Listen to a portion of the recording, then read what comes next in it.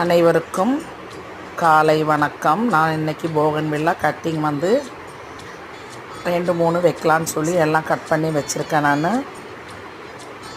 நான் இது வரைக்கும் போகன்வில்லா வீட்டில் ட்ரை பண்ணது கிடையாது. சரி, ஃபஸ்ட் டைமாக நம்ம ட்ரை பண்ணலான்னு சொல்லிவிட்டு கட்டிங்ஸ்லாம் நடவு செய்கிறதுக்காக எடுத்துகிட்டு வந்திருக்கேன். ரொம்ப அழகான கலரு ரெண்டுமே. ஒன்று டார்க் பிங்க்கு, ஒன்று வந்து டார்க் ரெட் ஷேடு. நம்மக்கிட்ட இது இல்லை வீட்டில்.